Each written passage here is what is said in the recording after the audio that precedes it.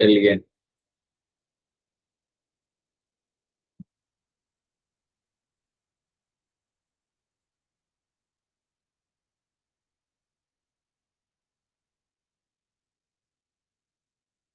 थोड़ा सा फ्लैशबैक पे देख लेते हैं हमने क्या क्या देखा था यहाँ पे। Let's try to see that. यहाँ से चालू करते हैं, बीच में से स्टार्ट करते हैं। So we have seen the cell mediated immunity क्या होती है, हमने देखी थी यहाँ पे। हमने देखा था कि आपके टी किलर सेल कैसे दूसरे सेल को जाके मारते हैं, जो इन्फेक्टेड सेल होता है उसे जाके कैसे खत्म करते हैं, वो हमने ये स्लाइड के अंदर हमने यहाँ पे सीखा था। राइट। अगर बी सेल्स इन्वॉल्व होते हैं आपके, then it is humoral response. अगर मेरे टी किलर सेल यहाँ पे इन्वॉल्व है, मतलब मेरे टी सेल अगर यहाँ पे इन्वॉल्व है, then I call him as a cell mediated response. यही सेल आपका ग्राफ्ट प्रोजेक्शन में भी लाइक प्रॉब्लम क्रॉस करते हैं। अगर आपने ऑर्गन ट्रांसप्लांटेशन करा लिया तो उस ऑर्गन को ये लोग रिजेक्ट कर सकते हैं अगर वो कंपैटिबल ना हो। तो याद रखना, अगर आपका ऑर्गन कंपैटिबल नहीं है, then T killer cell are going to reject that particular organ. इसलिए हम यहाँ पे यूज करते हैं हमारे immunosuppressive drugs. So immunosuppressive drugs की मदद से you can actually ensure that, आप इस चीज का यहाँ पे ध्यान रख सकते हो कि आपके ऑर्गन को रिजेक्ट ना किया जाए। बट अगर आप ये ड्रग्स ले रहे हो, देन आपका इम्यून सिस्टम आपके यहाँ पे इनएक्टिव हो जाता है। तो ये भी आपको यहाँ पे याद रखना है। हमने बात किया था अबाउट द एंटीबॉडीज। 5 टाइप की एंटीबॉडीज हमारे सामने होती है। You have IgG, IgM, IgD, IgA. Right, we have seen all the antibodies over there and IgG as well. So आपकी जो एंटीबॉडीज आपकी जो यहाँ पे होती है, उनका हर एक का कुछ ना कुछ वहाँ पे काम होता है। स्ट्रक्चर आपको याद रखना है। So antibodies will have a 2 heavy chain and 2 light chain. ठीक है, 2 हेवी चेन 2 लाइट चेन आपके यहाँ पे। दो सारे लाइट चेन और सारे हेवी चेन जो भी यहाँ पे एक दूसरे से यहाँ पे कनेक्टेड है, they are connected via disulphide bond. और अगर आपसे पूछा जाए कि इनमें से कौन सा पार्ट होता है एंटीबॉडी का जो इंटरेक्ट करेगा मेरे पैथोजन के साथ, तो आपका आंसर हमेशा होगा 1 हेवी चेन 1 लाइट चेन। हाँ, सो बेसिकली आप कह सकते हो variable region of the heavy and light chain भी बोल सकते हैं। प्लीज याद रखना what is my variable region, याद रखना what is my light constant region. Constant region मेरे यहाँ पे क्या है, वेरिएबल रीजन मेरे यहाँ पे क्या है, ये आपको क्लियर कट मालूम होना चाहिए। Right. So then we have discuss कि आपका प्राइमरी रिस्पॉन्स क्या होता है। सो जब आपके बॉडी में पहली बार पैथोजन आता है, देन जो रिस्पॉन्स आपकी बॉडी देगी, that is your primary response. और वो आपका जनरली आपका स्लो होगा। प्राइमरी रिस्पॉन्स आपका जनरली आपका स्लो होता है। सेकेंडरी रिस्पॉन्स आपका जो होता है वो आपका फास्ट होता है। अगर सेम पैथोजन आपके बॉडी में दोबारा आया कुछ महीने के बाद, कुछ सालों के बाद, तो आपकी बॉडी तुरंत फास्ट रिस्पॉन्स देके उसे न्यूट्रलाइज करेगी। तो इतनी बातें हमने देख ली थी पिछले क्लास के अंदर, एंड मैं आई एम अज्यूमिंग दैट कि इतनी चीजें तो आपको यहाँ पे समझ आ चुकी है। Yes, sir. Yes, sir. That is something we have seen. अब चलिए आगे बढ़ते हैं और कुछ और सीखते हैं आज की क्लास में हम यहाँ पे। सो देखो आपका primary secondary response, we have seen all this things. ठीक है, सब हम यहाँ पे देख चुके हैं। एंटीबॉडीज याद रखना है, इन्हें भूलना मत। Mother to offspring via breast feeding कौन सी जारी होती है? IgA. हाँ, Right. Right. Allergic allergic reaction के सामने टाइम पे कौन सी एक्टिव होती है? IgE. आईजीई, बिल्कुल सही। Right, IgE. This is something we have done. चलिए, now let's start with the active and passive immunity. यहाँ पे आपका क्या होता है, तो इसको मैं बहुत सिंपल तरीके से बताता हूँ पहले आपको, ताकि आपको ये समझ आ जाए कि बेसिकली यहाँ पे आप what is your active and passive immunity over here. So जब हम बात करते हैं about the acquired immunity, acquired immunity की जब मैं बात करूंगा, तो उसके अंदर 2 टर्म्स आपके यहाँ पे आते हैं। One term is over here is called as my active immunity,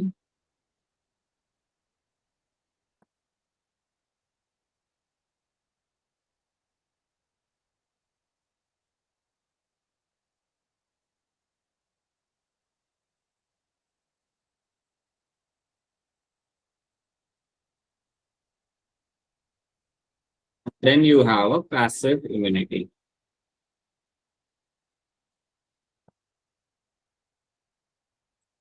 दोनों टर्म्स को समझ लो अच्छे से क्या हो रहा है वहां पे।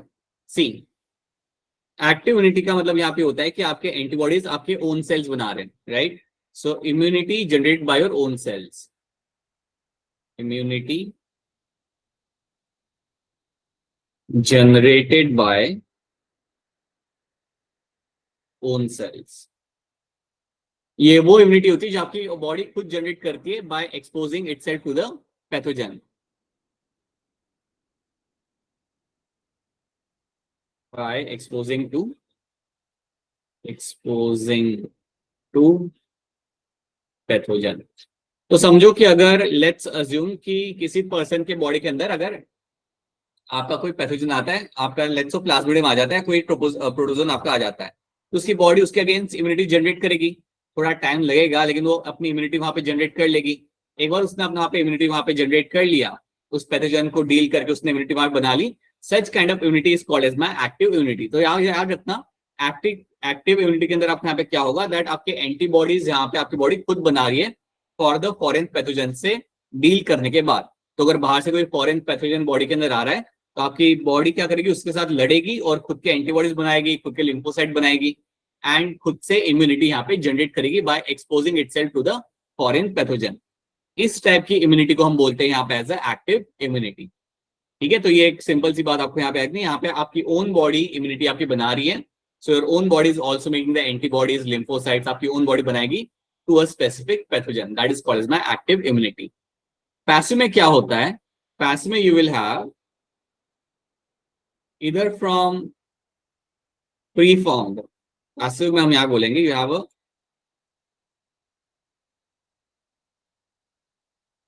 passive में you will find you have a preformed antibodies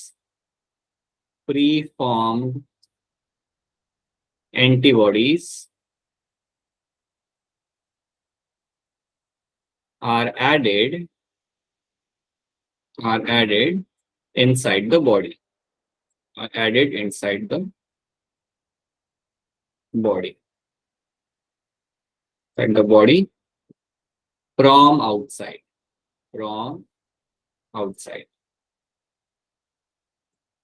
तो पैसिव इम्यूनिटी में आपको यहाँ पे क्या मिल रहा है देखने के लिए कि आपके यहाँ पे जो एंटीबॉडीज हैं वो आपको रेडीमेड मिल रही है। प्री फॉर्म का मतलब यहाँ पे रेडीमेड, प्री फॉर्म को मैं ब्रैकेट में यहाँ पे लिख देता हूँ, pre form is also can be remembered as a readymade. तो आपकी रेडीमेड एंटीबॉडीज जो आपके यहाँ पे होती है, so you have a readymade antibodies जो आपके अंदर डाली जा रही है, जो आपको बाहर से मिल रही है, आपकी बॉडी खुद नहीं बना रही। दिमाग में बिठा लो, पैसिव इम्यूनिटी का मतलब ये होता है कि आपको एंटीबॉडीज बाहर से मिल रही है, आपकी बॉडी खुद से नहीं बना रही, so they are coming from outside. Your body is not making those antibodies, you are receiving from the outside. इसका एग्जाम्पल मैं आपको यहाँ पे दे सकता हूँ। एग्जाम्पल आपका यहाँ पे हो गया जैसे फ्रॉम मदर टू ऑस्प्रिंग, जो आपका कोलेस्ट्रम के थ्रू आपका आईजीए जो जा रहा है, वी हैव सीन दिस कि IgA is going from mother to offspring by breast feeding. So ये जो आईजीए आपको जो जा रहा था during the breast feeding, that is the best example of my passive immunity, right. बाहर से रेडीमेड एंटीबॉडीज आपको हमें मिल रही है, so IgA which is something you will find in the colostrum is example of your passive immunity. ठीक है, तो याद रखना, आपकी एंटीबॉडीज आपको डायरेक्टली बाहर से रेडीमेड मिल रही है, आपकी बॉडी खुद नहीं बना रही, उसको हम बोलते हैं यहाँ पे एज अ पैसिव इम्यूनिटी। तो याद रखना, एक के अंदर आपका आ रहा है प्री फॉर्म या रेडीमेड एंटीबॉडीज आपको यहाँ पे मिल रही है, एक्टिव के अंदर आपकी बॉडी खुद से बनाती है, जो भी एंटीबॉडी बनाया जाएगा आपकी बॉडी यहाँ पे खुद से बनाएगी। क्या ये दो टर्म्स आपको यहाँ पे समझ आ रहे हैं? Are this two terms clear to all of you? Yes, ठीक है, अब देखो यहाँ पे ध्यान से देखना, एक्टिव पैसिव हमने यहाँ पे ऊपर से हमने ये टर्म को समझ लिया, एक के अंदर खुद से बॉडी बना रही है, एक के अंदर आपको रेडीमेड एंटीबॉडीज आपको यहाँ पे मिल रही है। अब पर इसको और हम समझते हैं। जो मेरी एक्टिव इम्यूनिटी यहाँ पे होती है उसको मैं दो पार्ट्स में यहाँ पे डिवाइड कर सकता हूँ।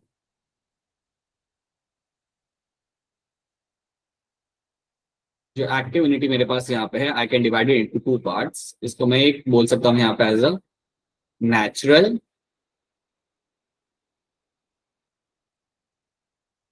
और एक मैं यहाँ पे बोल सकता हूँ एज अ आर्टिफिशियल।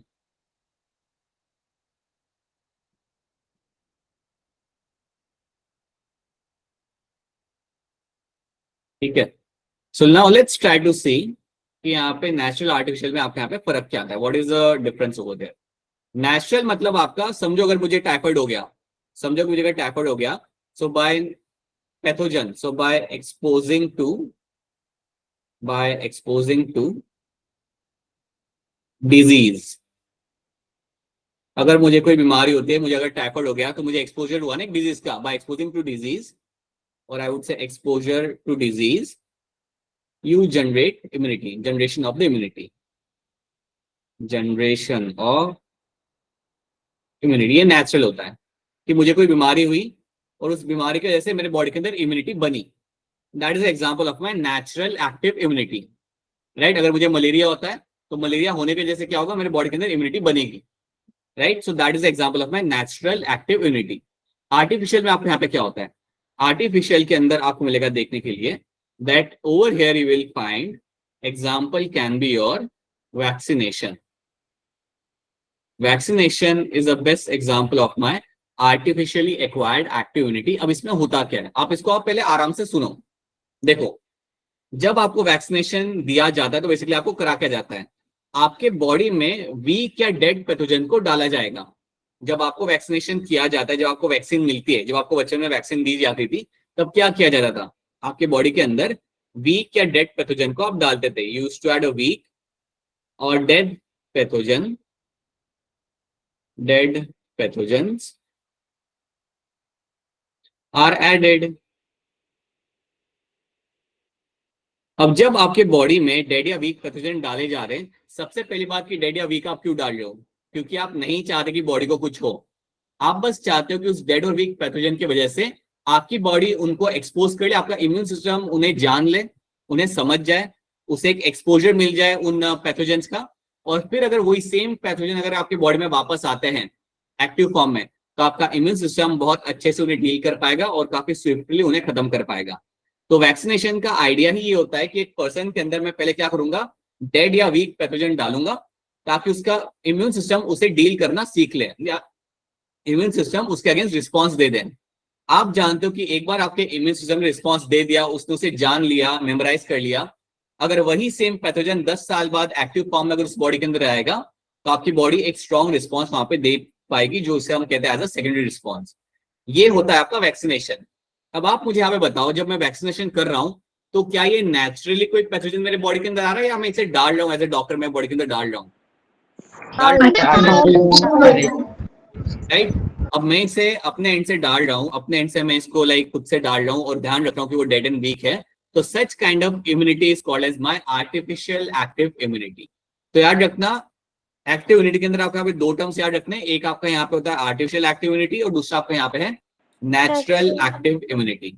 आर्टिफिशियल में हमेशा याद रखना, one of the best example for the artificial active immunity is going to be your vaccination, जहां पे आप डेड एंड वीक पैथोजन अपने बॉडी के अंदर डाल रहे हो और ये आप आर्टिफिशियली कर रहे हो, ये नेचुरली नहीं हो रहा है, ठीक है। बट उसके जैसे भी क्या हो रहा है, आपकी बॉडी खुद बनाएगी आपके लिम्फोसाइट्स, आपकी बॉडी खुद से बनाएगी आपका antibodies. So that is why we call it as a artificial active immunity. क्या ये दो चीजें आपको यहाँ पे समझ आ रही है? Are this two things clear to all of you? Yes, sir. Yes, sir. Yes, sir. हाँ एकदम 100% रानी, फिर बाद में एक्सप्लेन करना पड़ेगा सबको, मतलब मुझे ही Yes, सबको, sir. मतलब that is your active immunity over here. तो एक्टिव का हमने यहाँ पे देख लिया। Now let's have a look at the similarly will have a look at the passive immunity के अंदर भी दो टाइप्स आपको यहाँ पे मिल जाएंगे। तो जैसे मैंने यहाँ पे एक्टिव में देखा, वैसे I will find you have your passive immunity.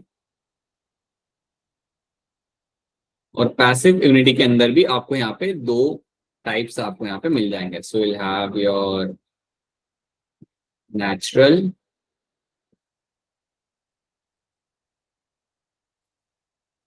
दूसरा आपका यहाँ पे होगा आर्टिफिशियल।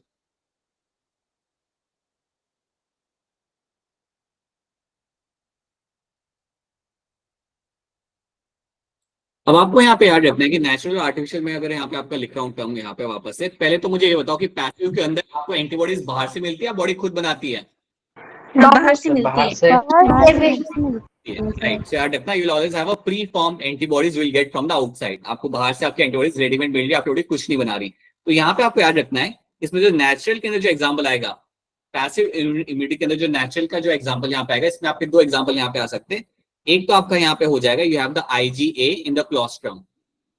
IgA जो क्लोस्ट्रम में आपको मिलता है, that is something is example of my natural passive immunity. ये जो मदर के साइड से दिया जा जो आता है ब्रेस्ट फीडिंग के थ्रू। So IgA which you find in the mother's milk, there is something going inside the mother's offspring's body during the breastfeeding. This is the example of my natural passive immunity. ये antibodies आपको directly मिल जाए mother के and से। एक और example यहाँ पे इसका आ सकता है, दैट इज भी आप याद करना, हमने कल बात किया था IgG। IgG जो आपका यहाँ पे होता है, जो आपका जार होता है mother to baby during via placenta. याद है ना आपको, this is something which to get transported Yes, by sir. Placenta, that was getting transported via placenta towards fetus. These both are examples of your natural passive immunity. देखो rule नहीं break हुआ है, rule वही है कि antibodies बाहर से आ रही है, ठीक है. So these are the example of my natural passive immunity. दूसरा यहाँ पे अगर आप देखते हो, यहाँ पे if you just pay attention to the artificial one, तो इसका एग्जांपल यहाँ पता है क्या हो सकता है. अज्यूम करो कि किसी को स्नेक बाइट हुआ. अगर किसी को स्नेक बाइट होता है तो वो टाइम पे मैं अपनी जो एंटीबॉडीज है वो मैं डॉक्टर के पास से ही लूंगा.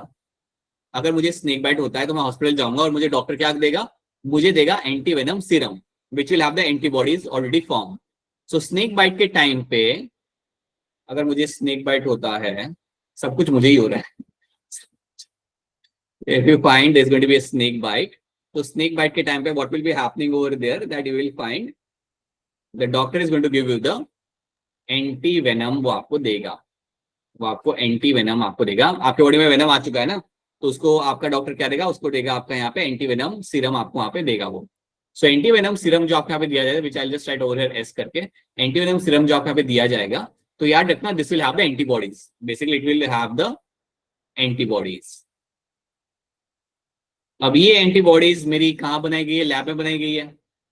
ये जो एंटीबॉडीज मेरी यहाँ पे है वो मेरी लैब में बनाई गई है.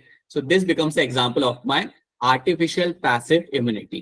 तो याद रखना कोई ऐसी कंडीशन आती है जैसे स्नेक बाइट हो गया, तो वो टाइम पे आप ये नहीं बोलते एज अ डॉक्टर कि वेट करते हैं इसकी बॉडी इम्यूनिटी जनरेट कर लेगी. That's not what you do. You give that person the pre formed antibodies. याद रखना यहाँ पे हम प्री फॉर्म्ड एंटीबॉडीज हमारे यहाँ पे दे रहे हैं. So we are giving that person pre formed antibodies and this becomes example of my artificial passive immunity. बताइए एल्जिया क्या सवाल है आपका. सर मतलब किसी ऐसे तरीके की बीमारी हो गई कि एंटीबॉडीज की जरूरत है तो सब आर्टिफिशियल ऐसी इम्यूनिटी नहीं आएगा. बेटा आपकी आवाज कटी, मुझे समझ नहीं आ रहा. सर जितनी आर्टिफिशियल पैसिव इम्यूनिटी है उसमें जब ये एंटीबॉडीज वाली बीमारी होती है बस वही सब आएगी. I am still not getting. बेटा आप लिख दो, एक बार चैट में लिख दो, मुझे समझ नहीं आ रहा. Anyone else who has understood, कोई बताएगा. मोनिका समझ आ रहा है वो क्या कह रही है एल्जिया. सर कुछ बोल रहे हैं कि अगर कोई बीमारी होगी तो उसकी एंटीबॉडी पता नहीं. अरे ठीक है, okay. Aljiya after the class or write in the chat, ठीक है. It is something which is not related to right now the things you are telling me. I hope Aljiya ये समझ आ रहा है जो हम यहाँ पे कर रहे हैं. एल्जिया ये वाली स्लाइड समझ आ रही है आपको यहाँ पे. Yes sir. हाँ तो बेटा इसको पहले आप समझ लो, बाकी आपका क्वेश्चन आप चैट में डाल दो. I will have a look at that, ठीक है. So these are the things you have to know. So याद रखना आपका यहाँ पे एक्टिव के अंदर you will have, so active passive याद रखना. पैसिव में you have a pre form antibodies, active में you have antibodies and lymphocyte, everything is form inside the body. Active के अंदर आपको यहाँ पे याद रखना है, देख लेते हैं क्या है. आर्टिफिशियल में सारी सिर्फ एंटीबॉडी वाली बीमारी. बेटा ये अभी even it's not making any sense. बेटा आप क्लास के बाद ही पूछना, because the question is not apparently making much sense right now, ठीक है. सो याद रखना एक्टिव में you have a natural and artificial one. Natural में यू विल हैव अगर आपको एक्सपोजर हो रहा है किसी डिजीज का, then your body generates the immunity. Artificial में vaccination is the best example, जहां पे आपको डॉक्टर दे रहा है कुछ weak and dead pathogen and then आपकी बॉडी जनरेट करती है आपकी इम्यूनिटी. याद रखना यहाँ पे भी आपकी बॉडी ही जनरेट करेगी. After coming across this pathogen what will happen, your body will generate the immunity. Your body generates the immunity, ठीक है. And then you have the passive. Passive में तो हम लोग जानते ही है कि यहाँ से तो कोई रेडीमेड बाहर से मिल रही है. So these are the two things you have to know. Definition यहाँ पे देख लो. When the ready-made antibodies are directly given to the protect the body against the foreign agents, it is called as my passive immunity. अगर आप ready-made antibody दे रहे हो, that's a passive immunity. When a host is exposed to an antigen, which may be in a form of living or dead microbes or other proteins, antibodies are produced in the host body. यहाँ पे antibodies body के अंदर बन रही है, उस person के अंदर बन रही है. This kind of immunity is called as my active immunity. तो ये दो टर्म्स बहुत क्लियरली दिमाग में बिठा लो, because you will find question coming based on them. बहुत सारे अच्छे लेवल के क्वेश्चंस यहाँ से बन के आते हैं, तो ये चीजों को आपको यहाँ पे याद रखना है, ठीक है. सो एक्टिव के अंदर बॉडी के अंदर बन रहा है, पैसिव में बाहर से आपकी एंटीबॉडीज आप अंदर भेज रहे हो। एनिमेशन भी आपको बता रहा है कि यहाँ पे क्या हो रहा है, ठीक है। So you can see example of active immunity, infection की वजह से हो गया, वैक्सीनेशन हो गया, right. So infection is example of my natural active immunity और vaccination is example of my artificial immunity, active immunity. Passive में याद रखना, मैटरनल एंटीबॉडीज जो आपके यहाँ पे जा रही है, right, colostrum, IgA, then you have and यहाँ पे आपका आएगा आईजीजी। पिक्चर Yes, देख के sir. ये आपका यहाँ पे पिक्चर देख के आइडिया लग जाना चाहिए कि यहाँ पे कहानी किस लिए आएगी यहाँ पे। सो आईजीजी आपका जो ट्रैवल करा हुआ है placenta, that is something which will come over here, right. So ये हमने यहाँ पे देख लिया। Now let's talk about my vaccination. अब इस टर्म को हम थोड़ा वापस से समझते हैं। आपने थोड़ा तो वहां पे देख लिया क्या हो रहा है, अब आपको यहाँ पे भी समझ आ जाएगा यहाँ पे क्या होता है। So the principle of immunization or vaccination is based on the property of memory of the immune system. ये पूरी स्टोरी बेस्ड है आपके इम्यून सिस्टम के मेमोरी के ऊपर। तो चलिए देखते हैं यहाँ पे करा क्या जाता है। Let's try to understand what is been done over there. तो सबसे पहले आप यहाँ पे क्या करोगे, the first thing you will be doing is going to be, अगर समझो आपको वैक्सीनेशन करना है, right, so what you will be doing over here.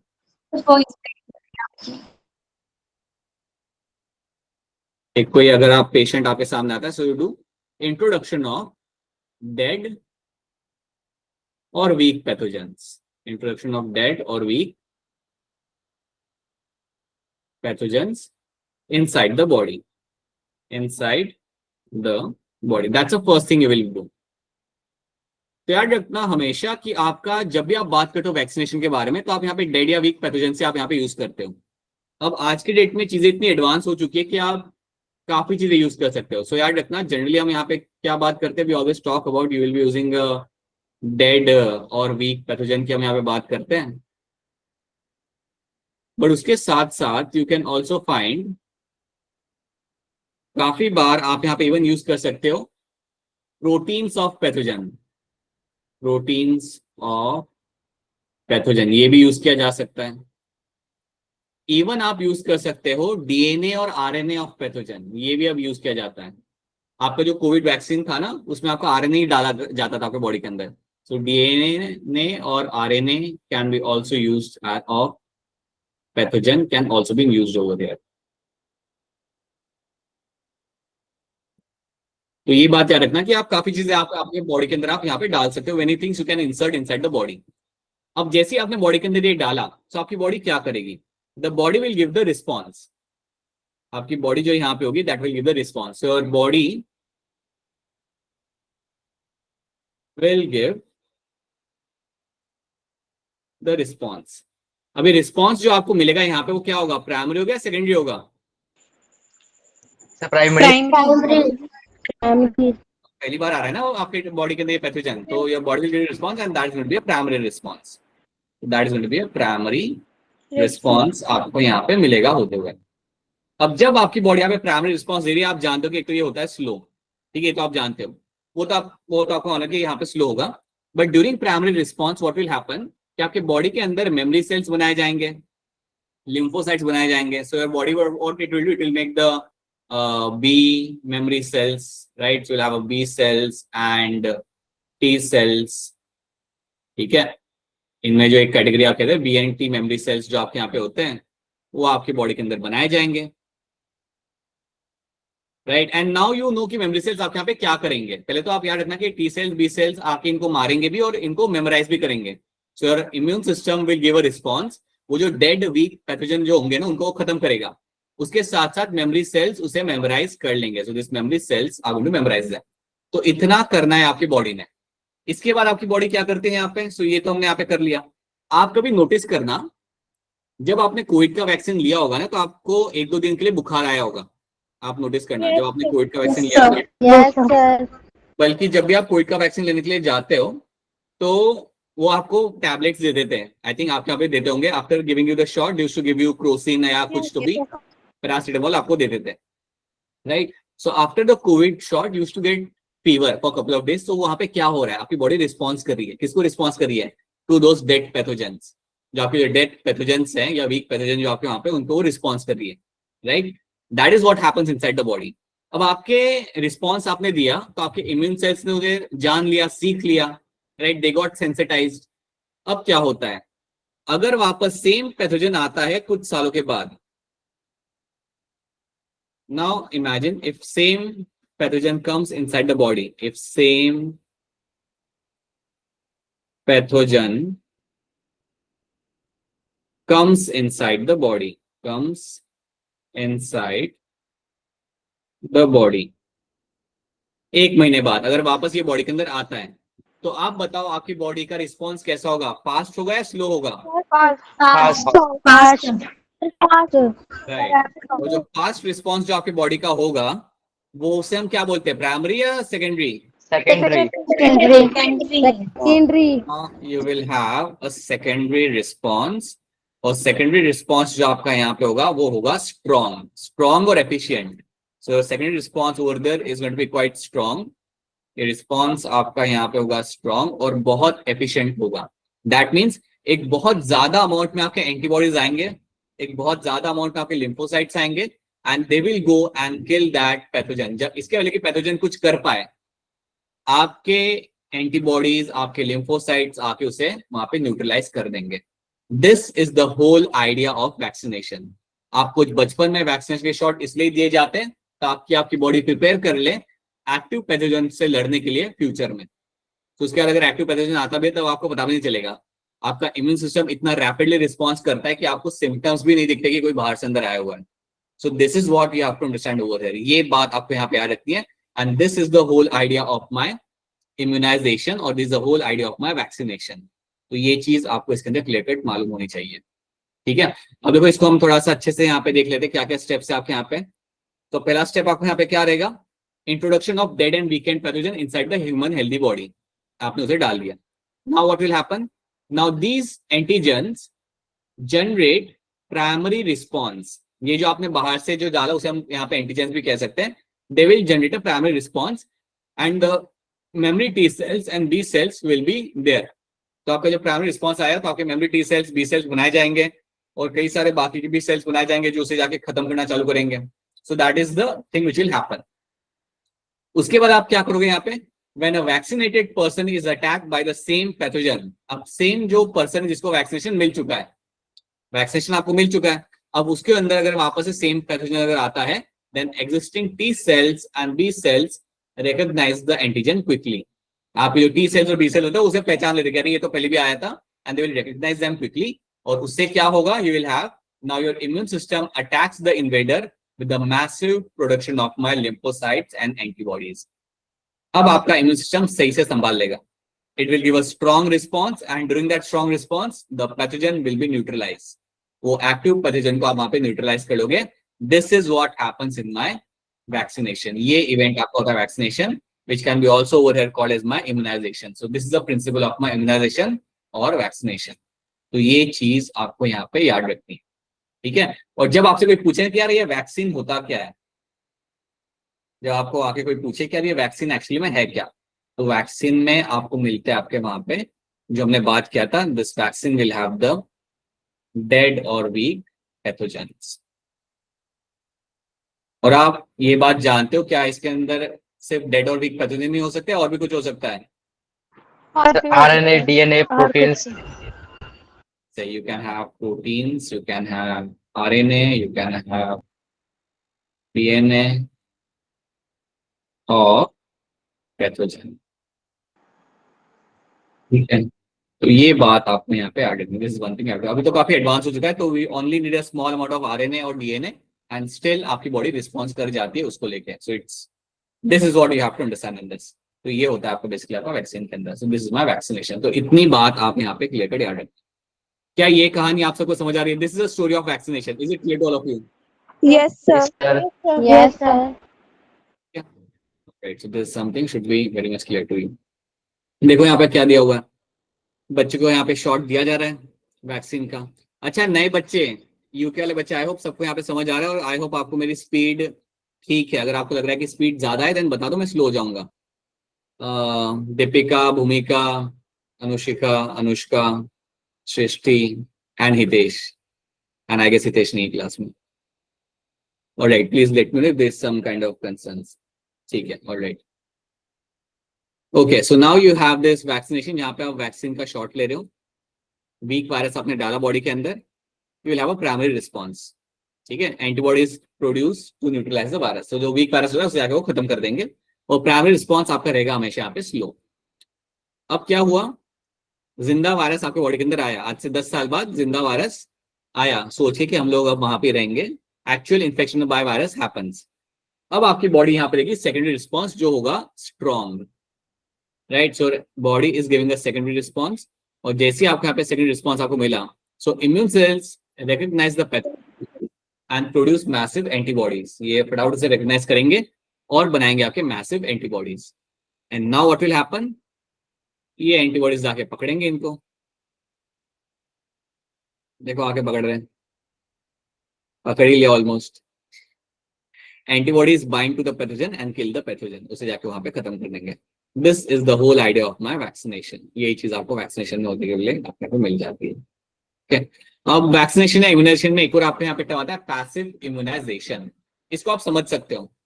Passive immunisation को आप इजीली समझ जाओगे क्योंकि मैं आपको ये बता चुका हूँ। मैंने आपको पहले ही बोला था कि अगर आपको होता है स्नेक बाइट, बताइए अपूर्वा, अगर आपके पास स्नेक बाइट का केस आता है तो आप पहले क्या करोगे? Antivenom. Direct antivenom. Direct antivenom नहीं दे सकते, कोई बताएगा क्यों नहीं दे सकते डायरेक्ट एंटीवेनम? लॉजिक वाला क्वेश्चन है, थोड़ा कोई बताओ सोच के कि अगर तुम्हारे पास कोई आता है ना पर्सन कि अरे स्नेक बाइट हो गया, तुम डायरेक्ट एंटीवेनम नहीं दे सकते, कोई सोच के बता सकता है क्यों नहीं दे सकते? सर हर स्नेक का सर वेनम अलग अलग होता होगा। हर स्नेक का वेनम अलग अलग होता होगा, चलो ये ठीक आंसर है। उसके अलावा और क्या हो सकता है? Okay, anything else? Different venom. बोलो अपूर्वा, क्या करे हो आप, या जो भी है क्या करे हो आप, बोलो। एंटीबॉडी जनरेट नहीं हुई होगी। अरे नहीं बेटा, एनीथिंग एल्स? सर और पहले कुछ? बॉडी सर पहले उसकी बॉडी से जहर बाहर निकालेंगे। वो नहीं निकाल सकते डॉक्टर साहब, आप वो नहीं कर सकते। बोलो मोनिका। सर मैं इनको फैलने से रोकेंगे पहले। नहीं एल्जिया नहीं। हाँ, एनीथिंग एल्स? और कुछ? अनिरुद्ध कुछ कहना चाहता है, नहीं कहना चाहता? डॉक्टर साहब बताइए क्या करेंगे हम, केस आया आपके पास स्नेक बाइट का, क्या करोगे तुम लोग? बुक खोलोगे? याद रखना, जब भी स्नेक बाइट का केस आता है तो सबसे पहले आपको यहाँ पे याद ये रखना है, you don't give them the direct antivenom, directly आप उसे वहां पे नहीं देते, क्योंकि हर एक स्नेक वेनमस नहीं होता। याद रखना, हर एक स्नेक वेनमस नहीं होता, कुछ होते नॉन वेनमस, कुछ होते वेनमस। तो काफी लाइकली चांस है कि आपके आसपास जो स्नेक घूम रहे वो शायद नॉन वेनमस हो, वो अब आपको एक बार काटे या 10 बार काटे उससे कोई फर्क नहीं पड़ता। ठीक है, सो याद रखना, snakes does not have to be venomous all the time, हर स्नेक वेनमस नहीं होता। तो अगर कोई आया आपके पास स्नेक बाइट लेके, अगर आपने बिना उसके सिम्टम्स देखे, अगर आपने उसे एंटीवेनम सीरम दे दिया कि अरे चलो चलो चलो एंटीवेनम सीरम दो इसको, तो उसकी वजह से एक अलग ही रिएक्शन हो सकता है and that might be the reason for the death. तो इसलिए आप एंटीवेनम नहीं देते unless and until you know there is going to be a venomous snake का बाइट है। तो आपको कैसे पता चलेगा? आप उसके सिम्टम्स ऑब्जर्व करोगे। सिम्टम्स अगर ऐसा हो रहा है कि ब्लड में यूरिन आ रहा है, सॉरी यूरिन में अगर ब्लड आ रहा है, या there is going to be a heaviness in the eyes, अगर उसे बोलने में तकलीफ आ रही है, ब्रीदिंग में तकलीफ आ रही है, ऐसा कुछ अगर आपको वहां पे दिख रहा है, then you can say that it has been a venomous snake का बाइट। तो आप सिम्टम्स को ऑब्जर्व करते हो and then you start giving them the antivenom के शॉट्स। ठीक है, अगर सिम्टम्स आपको नहीं दिख रहे तो आप 24 घंटे उसे रखते हो ऑब्जर्वेशन के अंदर। अगर सिम्टम्स नहीं दिखे आपको 24 घंटे में, then you let the person go, then आप उसे वहां से रिलीज कर देते। So that is something you have to understand. ठीक है, तो ये चीज आपको यहाँ पे याद रखना है, this is one thing you have to understand. होगा आपको सिम्टम दिखे then you give the snake bite. तो याद रखना है यहाँ पे अभी हम क्या बात कर रहे हैं, स्नेक बाइट हुआ then you know that you will be giving that person the, let's say it's a venomous snake, you give them the antivenom, give them the antivenom serum. Antivenom serum में क्या होता है basically, what is there in the antivenom serum? Sir antibodies. Right, pre formed antibodies, बिल्कुल सही। You have the pre form antibodies over there. याद रखना, ऐसे severe case के अंदर आपको रेडीमेड एंटीबॉडीज ही देनी पड़ती है। And this is example of my passive immunisation, जो हम ऑलरेडी वहां पे देख चुके हैं, राइट। कोई भी अगर सीवियर कंडीशन होती है, जैसे टिटेनस भी एक सीवियर कंडीशन है, अगर किसी को शॉट लगा, किसी का अगर पैर में बड़ी इंजरी हुई और टिटेनस वाला बैक्टीरिया जा चुका है, then you will directly give them the pre form antibodies. आप प्री फॉर्म एंटीबॉडीज वहां पे आप देते हो। सो टिटेनस का जो शॉट होता है उसमें भी आपको प्री फॉर्म एंटीबॉडीज ही मिलती है।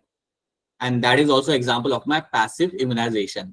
सो पैसिव इम्यूनाइजेशन में याद रखना दैट आप यहाँ पे प्री फॉर्म एंटीबॉडीज आप यहाँ पे दे रहे हो, and this is called as my passive immunisation. Already हम देख चुके हैं ना, it's a passive immunity, that's the same thing. वो सेम चीज आपके यहाँ पे दी गई है। देख लो यहाँ पे क्या लिखा हुआ है। सो यहाँ पे आपका पैर में कुछ तो भी लग गया इसे। I think it's a nail which has gone through a feet. ऐसे कंडीशन में तो like, and then you have a snake bite. Okay, snake is also giving them a bite over there. So ऐसी condition में you will find if, अब देखो यहाँ पे क्या लिखा हुआ है, if a person is infected with some deadly microbes to which quick immune response is required। अगर कोई deadly microbe आपके बॉडी में जा रहा है, then you have to give them a quick immune response। As in the tetanus, we need to directly inject pre-formed antibodies or antitoxins, right? Or similarly, even in the case of snake bite, the injection which is given to the patient contains pre-formed antibodies against the snake venom। This type of immunization is called as my passive immunization। बस already आप ये देख चुके हो पहली एक दो slide के अंदर ही, वही चीज आपके यहाँ पे रिपीट की जा रही है। क्या ये बात आप सबको यहाँ पे समझ आ रही है? Yes sir. Yes yes yes sir. क्या अब आप लोग डील कर लोगे अगर स्नेक बाइट का केस आया तो? यस यस देखो बच्चों का नीट प्रिपेयर करने वाले बच्चों का कॉन्फ्रेंस देखो, संभाल लेंगे सर। और लाइक ठीक है, so that is what you find happening in this. ठीक है, चलो तो यहाँ पे आपका वैक्सीनेशन वाला स्टोरी आपका खत्म हो गया, वो आपको यहाँ पे क्लियर कट याद रखना है। Now let's jump on to your allergies. Allergies क्या होती है? देखो यहाँ पे क्या हो रहा है, लड़की यहाँ पे छींक रही है, right. So let's talk about the allergy over here कि एलर्जी में आपके यहाँ पे होता क्या है। ओके, सो ध्यान से सुनना, सिंपल है, बस आपको कुछ की पॉइंट्स यहाँ पे आपको याद रखने पड़ेंगे। Allergy means what?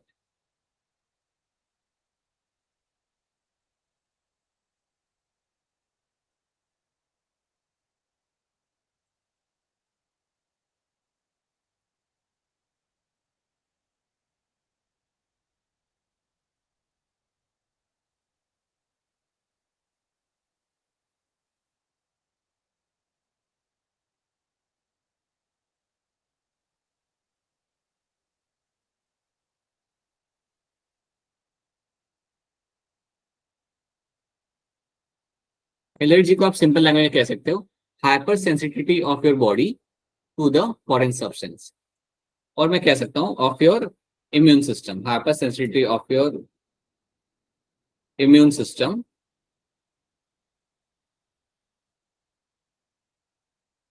To the foreign substance. तो आपका इम्यून सिस्टम एक स्ट्रॉन्ग रिस्पॉन्स यहाँ पे देता है, बहुत ज्यादा ही स्ट्रॉन्ग रिस्पॉन्स आपको यहाँ पे देता है, उसको ही हम बोलते हैं यहाँ पे एलर्जी।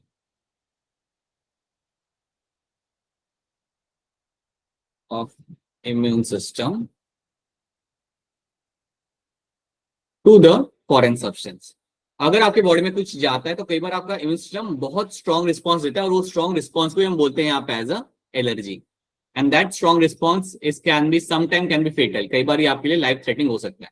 तो hypersensitivity of immune system to the foreign substance is called as my allergy. ये एक सिंपल डेफिनेशन की तरह भी आप इसे यहाँ पे याद रख सकते हो, राइट। अब इसमें आपको यहाँ पे बेसिकली क्या हो रहा है कि अगर आपको एलर्जिक रिएक्शन हो रहा है, सो यू हैव टर्म कि आप जानते हो कि एलर्जिक रिएक्शन आपका होता है, तो ये कौन कॉज करता है? This is cause by the allergens. This is all, ये जो आपको जो स्ट्रॉन्ग रिएक्शन जो आपका यहाँ पे आ रहा है इम्यून सिस्टम का, that is caused by the allergens. It is been caused by allergens. अब ये एलर्जेंस आपके यहाँ पे क्या होते हैं? What are these allergens are going to be? तो एलर्जेंस के आपके कई सारे एग्जांपल यहाँ पे आ सकते हैं। You can have your dust particles, dust की कई लोगों को एलर्जी होती है। पोलन ग्रेन्स, पार्थेनियम अगर आपको याद हो तो, pollen grains can cause the allergy, right. Then even कई बार कुछ लोगों को बर्ड्स के फेदर्स से होती है, कुछ लोगों को एनिमल के स्किन से ना, एक वो ऐसे हेयर नहीं होता, बट हेयर जैसे स्मॉल सब्सटेंस या स्मॉल स्ट्रक्चर निकल के आ रहा होता है, कैट में से ज्यादा निकलता है, उसे हम कहते हैं एनिमल डैंडर, उसे हम कहते हैं एज ए एनिमल डैंडर। उससे भी कई लोगों को होती है। सर खाने से नहीं होती है। खाने से भी होती है, कुछ लोगों को स्पेसिफिक टाइप के सब्जियों से खाने से भी होती है, right. So these are all called as my allergens, these are all called as my allergen, जिसके वजह से आपका एलर्जिक रिएक्शन आपका होगा, because of that your body will give a allergic reaction. अब आपको याद रखना है कि जब आपकी बॉडी के अंदर आता है एलर्जिक रिएक्शन, तो whenever there's going to be allergic reaction, तो जनरली आपने सिम्टम्स क्या देखने को वहां पे मिलते हैं? जनरल सिम्टम्स अगर यहाँ पे बात करें, you can have a symptom like your sneezing, right. Sneezing एक काफी कॉमन सिम्टम आप यहाँ पे हो सकता है। You can have a running nose, running nose, Yes, right. Difficulty in breathing, you can have difficulty in breathing, ये कई बार होता है। अस्थमा में आपको देखने के लिए मिलता है, sir. राइट। ठीक है, रेडनेस आपको स्किन में आ सकती है, that is because of inflammation, okay. Blocking of respiratory tract आप यहाँ पे हो सकता है, सो कहते हैं number of things are happening over there, right. Pink rashes. बोलो बेटा, बोलो क्या कह रहे हो आप, बोलिए बेटा, बताइए, कुछ कह रहे थे आप। ऑलराइट, ठीक है। स्नीजिंग हो गया आपका, रनिंग हो गया, डिफिकल्टी इन ब्रीथिंग हो गया, जो आपको समझ में मिलता है देखने के लिए। So these are the few things you can always find happening during the allergic reaction में, आपको ये देखने के लिए आपको मिलता है, सिम्टम्स आपको आपको क्लियरली आपको वहां पे दिख जाते हैं। नाउ लेट्स अंडरस्टैंड कि आपके बॉडी के अंदर यहाँ पे क्या हो रहा है, कि जब आपकी बॉडी में एक एलर्जिक रिएक्शन स्टार्ट हुआ, तो एक्चुअली में आपकी बॉडी में हो क्या रहा है वहां पे। Let's try to understand that thing कि when I say there is going to be allergic reaction happening inside the body, तो अल्टीमेटली हो क्या रहा है अंदर। So when I say there is going to be allergic reaction, so what is happening inside the body?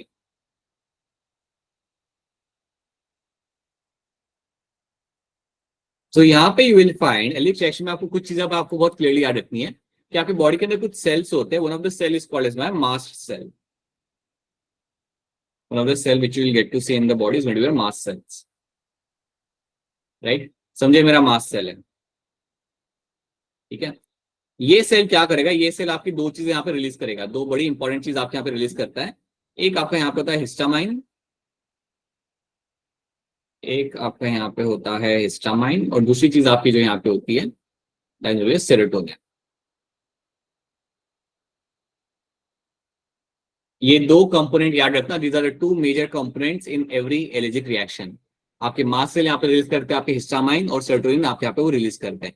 अब generally ये जो दोनों चीजें आपकी यहाँ पे वो कलेक्टिवली क्या करती है, ये दोनों चीजों का काम क्या होता है, ये what they basically do, they dilate the blood vessels, they dilate the blood vessels. इनका काम होता है डायलेशन ऑफ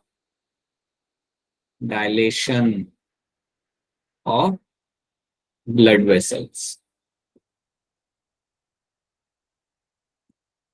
ठीक है।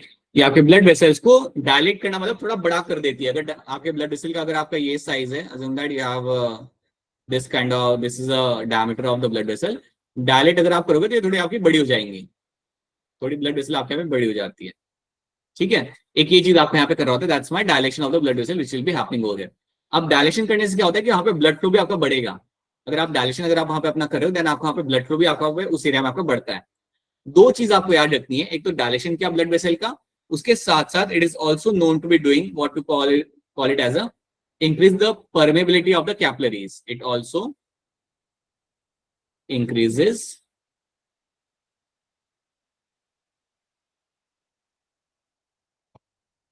permeability of capillaries। जो कैपिलरीज आपको मिलती है आपकी ब्लड वेसल के अंदर, उनकी परमेबिलिटी को वो इंक्रीज करता है, मतलब उससे ज्यादा चीजें बाहर निकलेंगी। कैपिलरीज से कुछ अगर बाहर निकलता है, अगर आपको याद हो तो you always find oxygen and थोड़ा सा इंटरस्टिशियल फ्लूइड आपका कैपिलरी से बाहर निकलता है। लेकिन अगर आपने कैपिलरी की परमेबिलिटी आपने इंक्रीज कर दी, तो मोर amount of fluid will come out of the capillaries, बहुत ज्यादा फ्लूइड आपका कैपिलरी में से बाहर निकल के आपको आते हुए आपको मिलेगा। तो ये चीज आपको होते हुए मिलती है, you find this thing happening because of the histamine and serotonin. तो ये मेनली आपके collective the blood vessel and increase the permeability of the capillary. अच्छा, आपने कभी नोटिस किया होगा, अगर आपको मधुमक्खी काटती है तो सिरा पूरा रेड हो जाता है, right? Yes, sir. Red over there. कई बार लोगों को स्वेलिंग होती है, कई बार लोगों को स्वेलिंग होती है ड्यूरिंग द एलर्जिक रिएक्शन, उनको स्वेलिंग हो जाती है, टोज में हो जाती है, फिंगर्स में हो जाती है, स्वेलिंग हो जाती है। वो भी आपने शायद अगर रियल लाइफ में देखा हो तो शायद कभी टीवी पे देखा हो आपने। So find they have the swelling over there. तो आप ये याद रखना कि आपका जो रेडनिंग हुआ स्किन का वो क्यों हुआ, क्योंकि वहां पे ब्लड फ्लो आपका बढ़ गया, आपका ब्लड फ्लो वहां पे आपका बढ़ गया, और क्योंकि आपका ब्लड फ्लो वहां पे बढ़ चुका है इसलिए उस सीरम आपको रेडनिंग होते हुए आपको मिलती है, राइट? उसके साथ साथ आप यहाँ पे कह सकते हो कि आपका स्वेलिंग क्यों हो रहा है। स्वेलिंग आपका इसलिए हो रहा है क्योंकि अगर मैंने यहाँ पे परमेबिलिटी अपने यहाँ पे बढ़ा दी आपके ब्लड वेसल्स की, तो आपके ब्लड वेसल्स में से, या मैं कहूंगा आपके ब्लड कैपिलरी में से फ्लूइड बाहर निकलने लगेगा, more amount of fluid will start coming out. ये आपने याद किया होगा आपके 11th में, that is something called as my interstitial fluid, Yes. Right? Interstitial fluid. तो ये जो फ्लूइड आपका यहाँ पर है, जिसको बाद में लिम्फ में कन्वर्ट होता है, ये फ्लूइड आपका यहाँ पे बाहर निकलेगा। So you find fluid will come out. अभी याद रख लो आप यहाँ पे कि एक फ्लूइड आपका ज्यादा बाहर निकल के आएगा आपके ब्लड कैपिलरी में से, और यही फ्लूइड जो होता है वो एक्यूमुलेट होता है टिश्यू के अंदर, and that also is a cause for that is going to cause you the swelling over there. अब इतनी बात आपको याद रखनी है, आपको याद ये रखना है कि आपका histamine serotonin will promote the dilation of blood vessel and they also increase the permeability of the capillaries। ये दो चीजें ये लोग यहाँ पे करते हैं, ठीक है? इसके अलावा याद रखना कि कौन सी एंटीबॉडी यहाँ पे इन्वॉल्व हो रही थी, which antibody was involved over here? IgE। हाँ, याद रखो, IgE। It is always going to be your IgE। तो IgE जो आपकी एंटीबॉडी यहाँ पे थी वो आपके यहाँ पे हमेशा बहुत ज्यादा अमाउंट में आपको मिलेगी जब आपके बॉडी में होता है आपका एलर्जिक रिएक्शन, ठीक है? That is one thing you should know. अब इसका इन सब के अलावा this one more thing you have to understand, अगर किसी को एलर्जिक रिएक्शन आता है तो एज अ डॉक्टर आप उसे फिर क्या दे सकते हो। सो क्या चीजें दी जाएगी बॉडी के अंदर जिससे इस रिएक्शन को आप कंट्रोल कर सकते हो। याद रखना, कुछ कंडीशन के अंदर रिएक्शन इतना स्ट्रांग होता है कि वो लाइफ थ्रेटनिंग हो सकता है, राइट? कई बार रिएक्शन इतना ज्यादा स्ट्रांग होता है that it can be life threatening. तो आपको समझना है इस बात को, बिकॉज अगर आपका कैपिलरी अगर आपकी परमेबल हो गई ना तो इससे ज्यादा फ्लूइड बाहर निकलेगा। अगर ज्यादा फ्लूइड बाहर निकला then that can decrease the blood pressure as well, that can also decrease the blood pressure. तो इसलिए कई बार लाइफ थ्रेटनिंग हो सकता है, ठीक है? अब इतना डिटेल में आपको सवाल तो नहीं आएगा, बट आपको याद रखना है कि अगर ये कंडीशन होती है देन आप इसे कैसे कंट्रोल कर सकते हो। तो आपको याद रखना है यहाँ पे, if at all there is going to be allergic reaction, तो उसे कंट्रोल करने के लिए हम तीन चीजें यहाँ पे यूज कर सकते हैं। We can use antihistamine. तो डॉक्टर आपको यहाँ पे एंटीहिस्टामाइन का शॉट देगा ताकि आपके हिस्टामाइन को कंट्रोल कर सके, जो भी हिस्टामाइन आपका रिलीज करा आपका मास्ट सेल उसको वहां पे कंट्रोल कर सके, ठीक है? So it will give you the shot of your antihistamine, that's first thing it will do. Second thing वो आपको वहां पे क्या करेगा, it can also give you the shot of your adrenaline. So adrenaline का भी आपको यहाँ पे शॉट दिया जाएगा, that can also be given to a person. And third thing you have to know, steroid hormones का आपको शॉट दिया जा सकता है यहाँ पे, स्टेरॉइड्स का शॉट आपको यहाँ पे दिया जा सकता है। These are the things you have to understand. These are the things you have to remember. These are the things which will be used by doctor to control your allergic reaction. अगर आपको reaction अगर आपको वहां पे आ रहा है, then ये देख के आप उसे वहां पे कंट्रोल कर सकते हैं। So these are the things you will be have to remember over there. ठीक है? तो इतनी बातें आपको यहाँ पे याद रखनी है कि मास्ट सेल यहाँ पे इन्वॉल्व हो रहे हैं, they are known to release the histamine, serotonin, right? Collectively ये क्या करता है, dilation of blood vessel and increase the permeability of the capillaries. ये चीजें आपके यहाँ पे हो रही है। IgE आपका यहाँ पे प्रीडोमिनेटली आपका यहाँ पे इन्वॉल्व होगा, और ट्रीटमेंट के टाइम पे I can expect a doctor giving me this 3 shots. ये 3 चीजें वहां पे, ऐसा नहीं कि तीनों को तीनों दिया जाता है, बट ये 3 चीजें आपकी यूज की जाती है as a treatment. This 3 things over there will be used as for the treatment के लिए,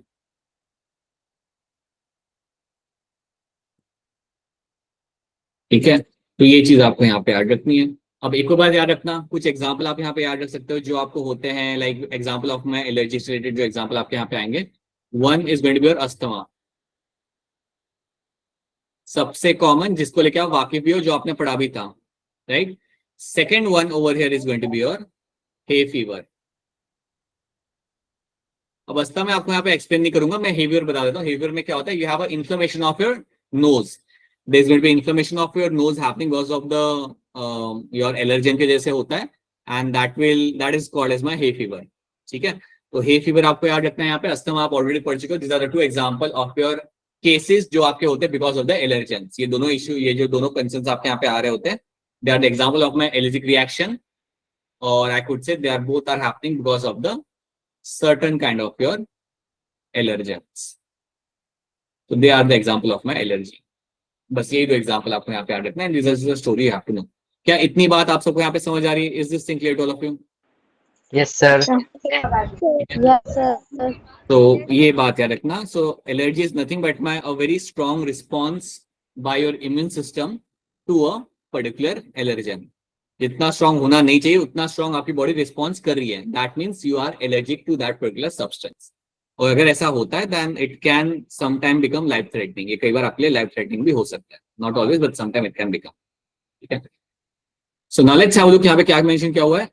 exaggerated response of immune system towards a certain antigen present in the environment. Exaggerated मतलब हद से ज्यादा। Exaggerated response of the immune system towards a certain antigen present in the environment. Exaggerated term आपने कभी ना कभी सुना होगा। कई बार पता है लोग बात करते और हम लोग कह रहे वो तो exaggerate कर रहा था, राइट? मतलब ऐसा होता है ना कि कई बार किसी ने लाइक बहुत दूर भालू खड़ा हुआ देखा होगा, लेकिन वो फिर आपको बताएगा कि अरे भालू एकदम पास आ गया था, एकदम पास, बिस्किट ले गया मेरे हाथ से निकाल के, लेकिन मैं वहां पे खड़ा रहा, मैंने कुछ नहीं किया। So that story is a exaggerated story. ठीक है, तो वैसा इस बॉडी भी करती है। Like body will have a very strong response to some kind of antigens which are nothing but allergens over there, right? So allergen आपके यहाँ पे हो सकते हैं pollen grain, dust mites. Mites भी कई बार होते हैं जो स्मॉल इंसेक्ट होते हैं, दे कैन कॉज। मोल्ड्स मतलब fungi, that can also be allergen over here. ठीक है, molds are that is nothing but a fungi, ये भी आपका हो सकता है। सो ये क्या है, multiple allergens actually. IgE antibody यहाँ पे इन्वॉल्व होगी, तो ये यहाँ पे नीचे मेंशन किया हुआ है छोटा सा, वो याद रखना। Symptoms sneezing, watery eyes, running nose, difficulty in breathing, ये सब आपको होते हुए मिल सकता है एलर्जिक रिएक्शन के टाइम पे। एलर्जी के टाइम पे आपके पास यहाँ पे मास्ट सेल जो आपके रिलीज करेंगे आपके यहाँ पे histamine and your serotonin, this two things are going to release. And मैंने आपको बता दिया कि ये क्या करता है। ठीक है, अब कहा यह जाता है कि आज की डेट में आपको काफी ज्यादा पॉपुलेशन मिलता है जिसको होता है एलर्जिक रिएक्शन। आज की डेट में आपको काफी ज्यादा पॉपुलेशन मिलता है देखने के लिए who has this allergic condition, आपको देखने के लिए मिलती है। इसका रीजन ये भी कि आजकल की जनरेशन को ज्यादा प्रोटेक्ट किया जाता है।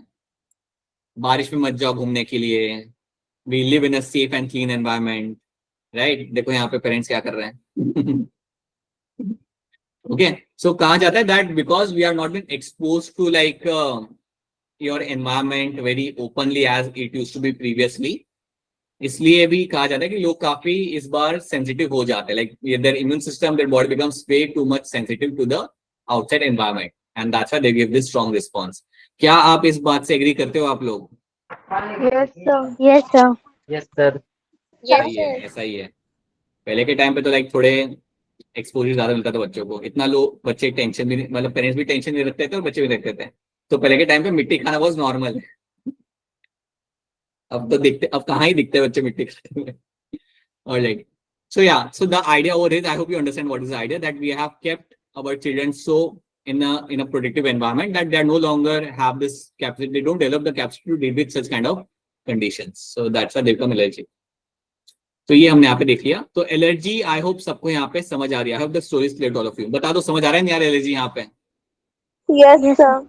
Yes sir. ठीक है, आई होप सारे लड़कों को समझ आ रहा है, सारे लड़कों को यहाँ पे समझ आ रहा है। It's clear to all of you. ये जितना होता है उतना यहाँ पे याद रखना, दैट्स इनफ फॉर यू। अगर आप इतना याद रखते हो क्वेश्चन आपके सॉल्व हो जाएंगे बिना किसी दिक्कत के। Now let's move on to your auto immunity.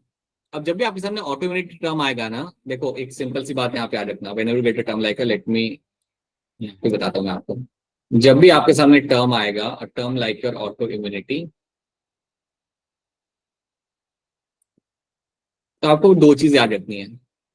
पहली चीज, आपका इम्यून सिस्टम काफी समझदार है, वो सिर्फ खत्म करता है आपके फॉरेन पैथोजन को। याद रखना, your immune system is always known to attack the foreign pathogen. So आप जानते हो कि आपका जो इम्यून सिस्टम होता है, your immune system is going to attack your foreign body,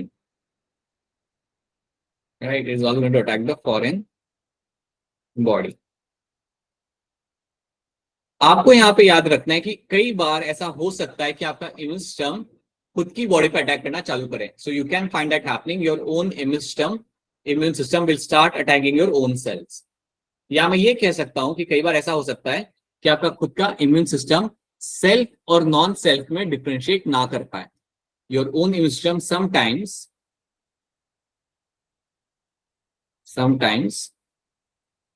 not able to differentiate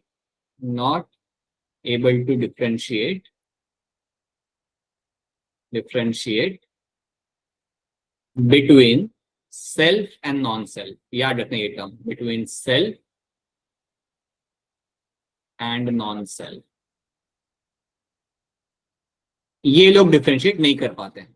अगर ऐसा होता है देन वो क्या करेगा, आपका इम्यून सेल खुद के सेल को मारना चालू करेगा.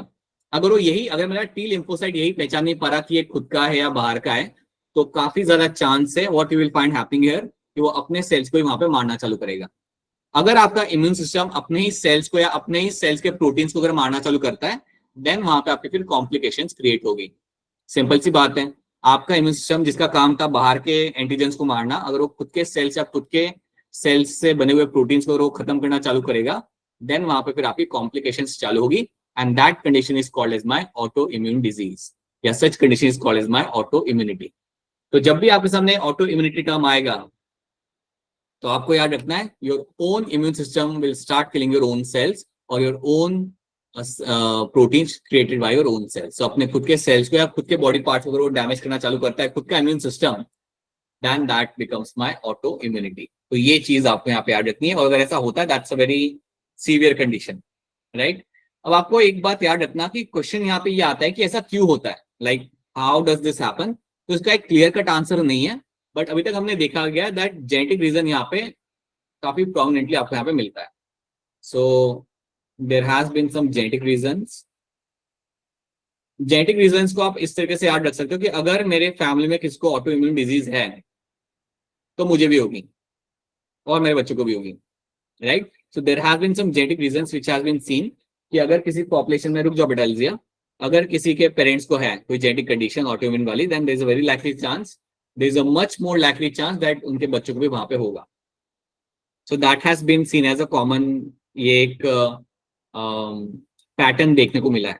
बाकी उसके अलावा कोई एक स्पेसिफिक रीजन अभी तक लोगों को पता नहीं चला कि क्यों किसी में होता है और किसी में नहीं होता, ठीक है.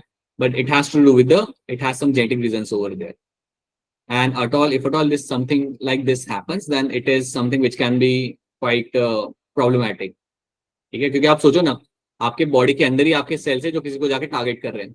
कई बार ऑर्गन को जाके टारगेट करेंगे, वो कई बार जॉइंट्स को जाके टारगेट करेंगे, कई बार किसी दूसरे प्रोटीन को जाके टारगेट करेंगे. So that is something which has to be dealt with. अब आप मुझे बताइए एज अ डॉक्टर, अगर आपके सामने केस आता है, अगर मैं अपने लड़के को लेके आता हूँ और कहता हूँ कि देखो इसको ऑटो इम्यून कंडीशन है, तो आप क्या ट्रीटमेंट मुझे दोगे, लड़के को क्या दोगे, बताओ. सर इम्यून सप्रेसिव दवा देगा, immunosuppressive drug. Anyone else, any other treatment? कोई नहीं. ओहो, only because he was my son, that's why. किसी ने कोई ट्रीटमेंट नहीं दिया. तो that is going to be your immunosuppressive drug. बिल्कुल आपके यहाँ पे जो आंसर यहाँ पे आएगा, बिल्कुल आपके यहाँ पे आएगा, you will be using over here the immunosuppressive drugs. आप यहाँ पे यूज करोगे, ठीक है. This is something you will be using over there. तो ये बात यहाँ पे याद रखना. आप ऐसे केस के अंदर इम्यूनोसप्रेसिव ड्रग्स दे सकते हो उस पेशेंट को, so that you can control your immune system, ठीक है. So that is something you have to do, यही करना पड़ता है. और उससे आप जानते हो कि उससे आपका इम्यून सिस्टम आपका कॉम्प्रोमाइज वहां पे होगा, but this is the only thing you can do over there.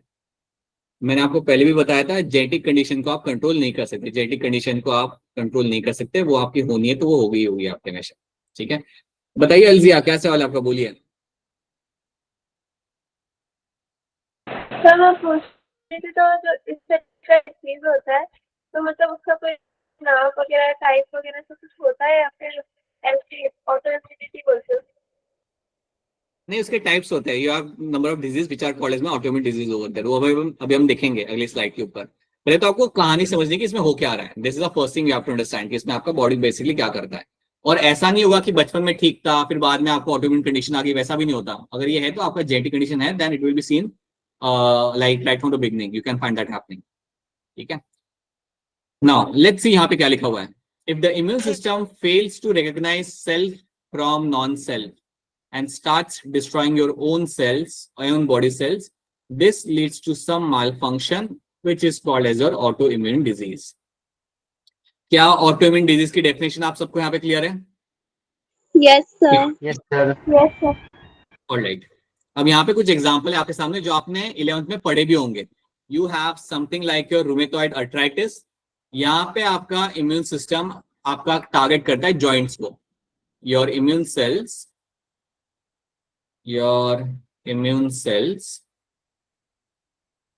target your joints. Target joints. ठीक है. आपके इम्यून सेल्स यहाँ पे जॉइंट्स को टारगेट करते हैं. तो again that's a very severe condition. So joints में बहुत ज्यादा पेन होता है, they stop functioning, so it's a very severe condition. So that's your autoimmune condition. ये आपने अपने 11th में पढ़ा होगा जब आप पढ़ रहे होगे लोकोमोशन एंड मूवमेंट. Yes. याद आ रहा है आप लोग को? हाँ, तब हमने पढ़ा, लाइक सब लोगों ने पढ़ा होगा लोकोमोशन मूवमेंट के टाइम पे. Your own immune cell will start targeting the synovial joints over there, right. Then you have the myasthenia gravis. कोई 11th का बच्चा कोई भी बताएगा इसमें क्या होता है?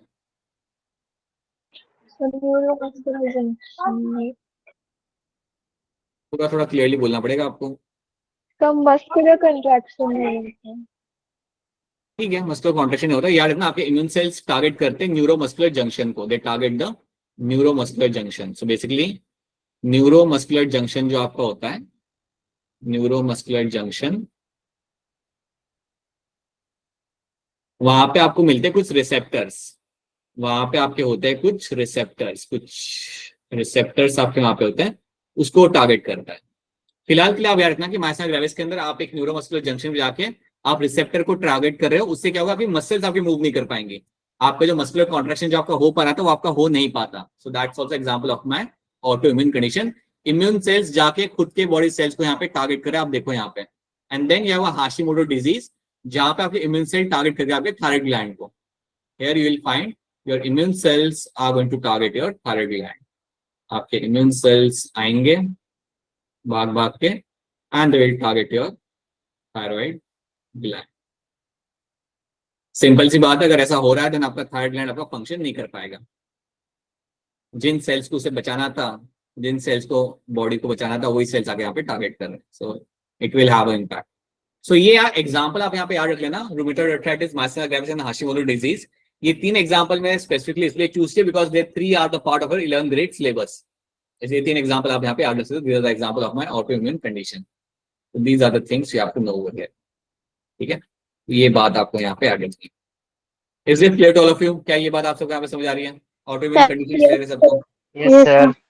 Yes, sir. चलो ठीक है, अब एक काम करते हैं, देखते हैं यहाँ पे क्या लिखा हुआ है. So it's a memory based acquired immunity, जो नॉर्मली आपका होता है. Ability to differentiate between present from self sales.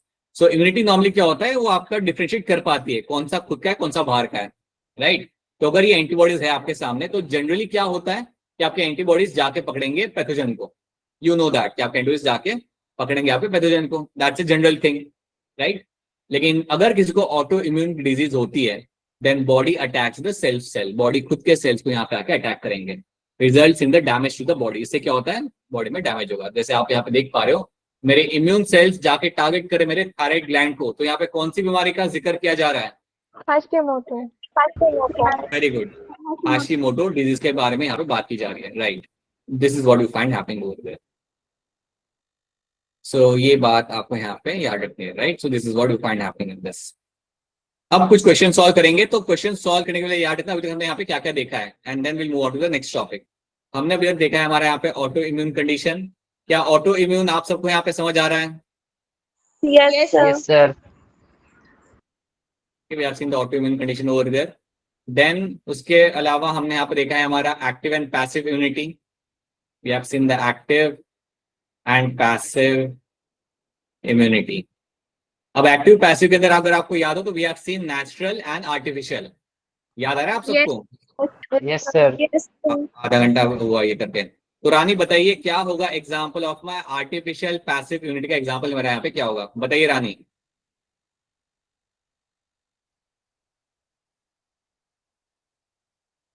क्या सर? आर्टिफिशियल पैसिव, ध्यान दो बेटा, आर्टिफिशियल पैसिव इम्यूनिटी का यहाँ पे एग्जांपल क्या बन जाएगा? Sir snake bite. हाँ, क्या स्नेक बाइट, बताओ। सर ये एंटी वीनम होता है जो कि हमारे एंटीबॉडीज में से प्री फॉर्म कर जाता है। तो बेसिकली बेटा आपके बॉडी के अंदर आप एंटीबॉडीज डालोगे, सही कह रहे हो आप, ठीक है। लेकिन तनीषा थोड़ा बताओ क्या होता है उसके अंदर, बोलो तनीषा। अरे तनीषा आपने हैंड रेज किया था, tell me what will be happening in this. Anyone else can tell me what is happening in the artificial passive immunity में, आपके यहाँ पे क्या हो रहा है, जल्दी बताओ।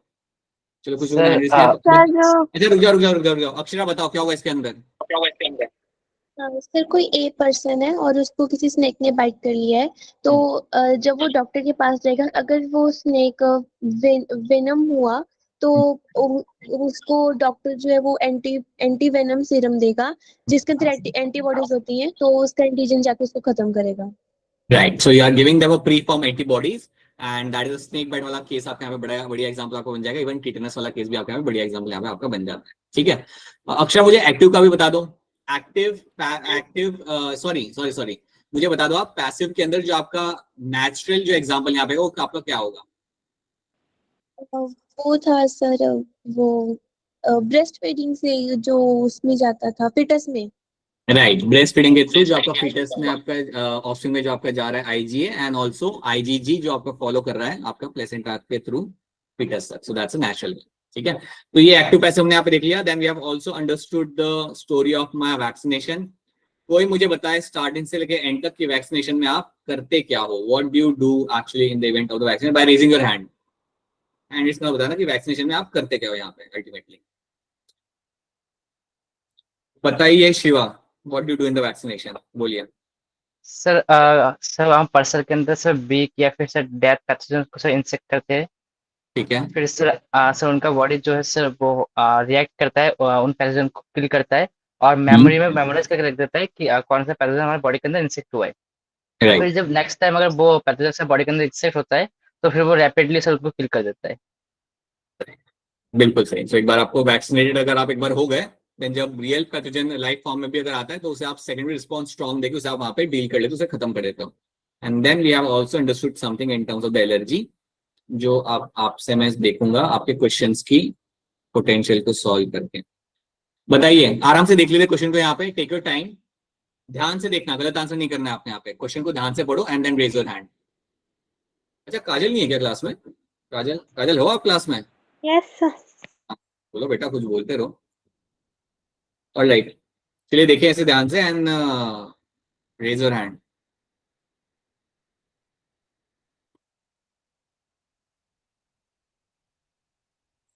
बताइए दीपिका, क्या होगा इसका answer?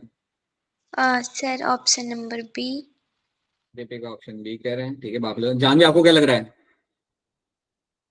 Sir B. And Sidra आपको? Sir option B. Option B बनेगा आपने यहाँ पे correct answer. So yes, it is going to be your passive immunity. So passive immunity is going to be correct answer in this. आप देख पा रहे हो यहाँ पे मदर के मिल्क से आईजीए या प्लेसेंटा के थ्रू आईजीजी अगर जा रहा है, that's you know it's a readymade antibody मिल रही है दूसरे पर्सन को, that is my passive immunity. Take your time, read the question thoroughly and then give me the correct answer.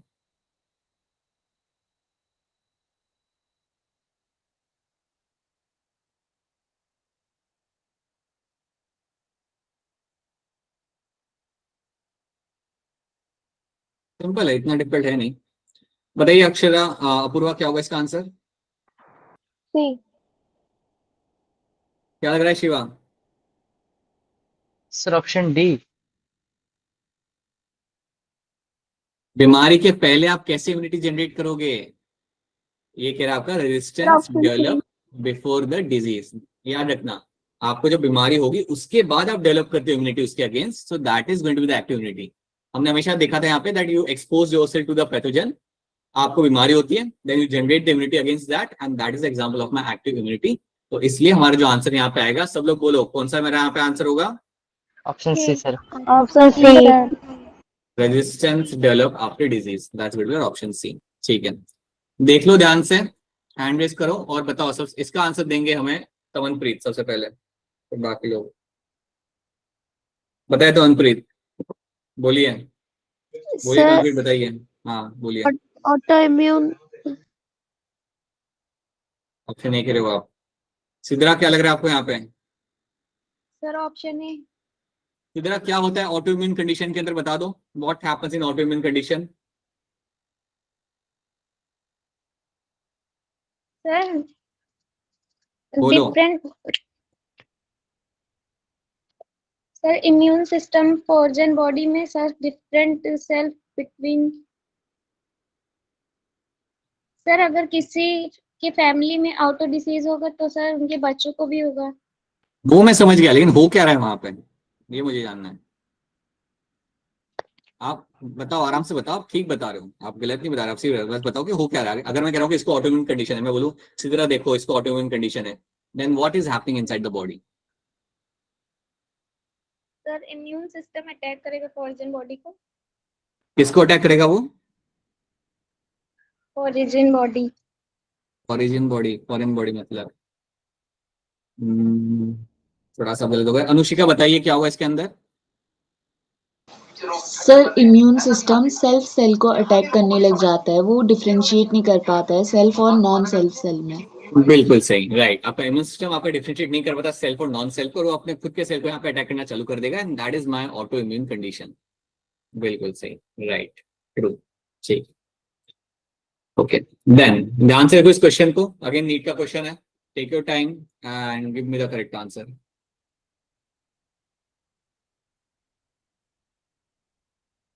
अलजिया बताइए। सर मेरी स्क्रीन शो नहीं हो रही, मुझे क्वेश्चन नहीं दिख रहा है। नहीं दिख रहा, कोई बात नहीं, फिर लॉग इन, लॉग आउट पे लॉग इन करो। अरे अनिरुद्ध आप बताइए क्या होगा इसका आंसर? अनिरुद्ध, महेश क्या कर रहे हो आप? बताइए क्या होगा इसका आंसर यहाँ पे?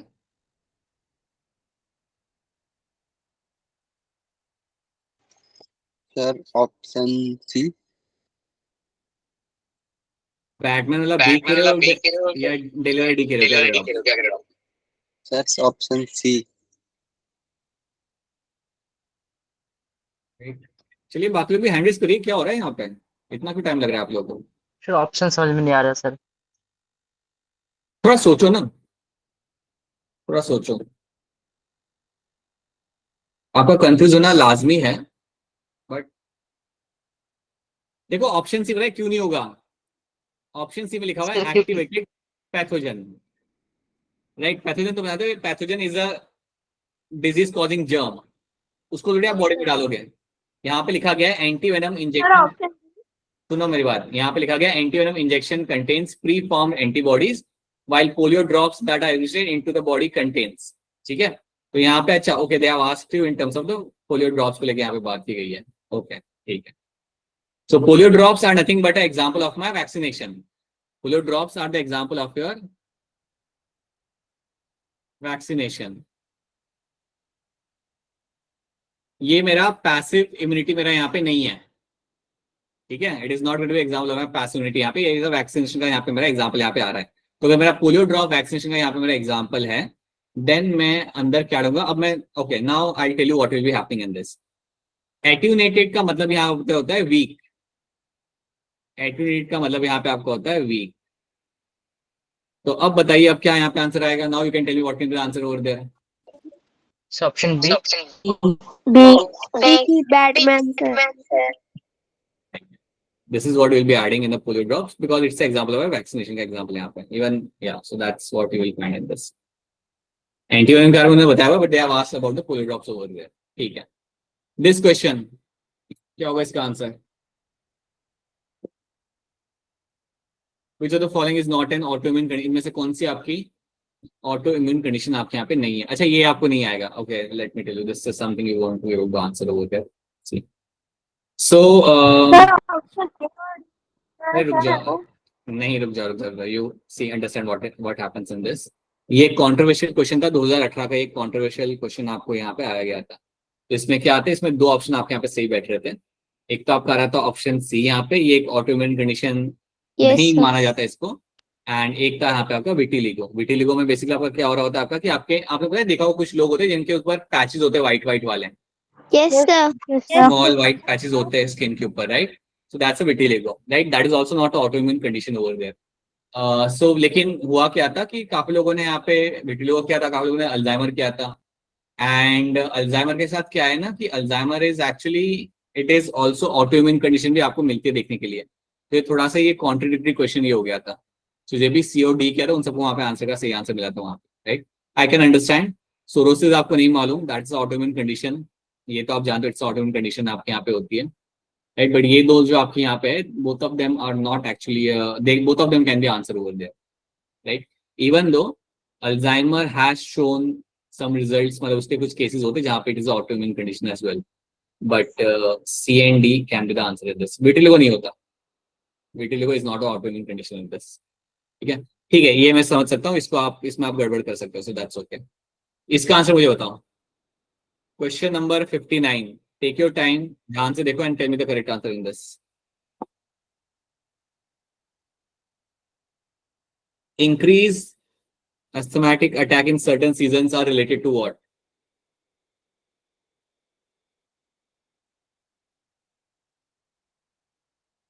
अस्थमा के जो अटैक आ रहे होते हैं सर्टेन सीजन के अंदर, वो किससे रिलेटेड होते हैं आपके यहाँ पे? बताइए तरुणप्रीत, क्या होगा इसका आंसर? Sir, B option. पूरा क्या लग रहा है? option B. Right, option B आपके यहाँ पे सी हो जाएगा, inhalation of pollen grains. Pollen grains are known to cause the asthma के अटैक, ठीक है? तो सीजनल पोलन ग्रेन जाने जाते हैं आपके अस्थमा के अटैक के लिए। ये क्वेश्चन ध्यान से देखना, टेक योर टाइम, आराम से देखो आपको क्या पूछा गया। आइडेंटिफाई द रॉन्ग स्टेटमेंट, इसमें से कौन सा स्टेटमेंट आपके यहाँ पे रॉन्ग है? So you have to take your time and to answer this. ये सिंपल नहीं है, simple in the sense statement वाला है, so you just have to read the question thoroughly. Identify the wrong statement with reference to the immunity.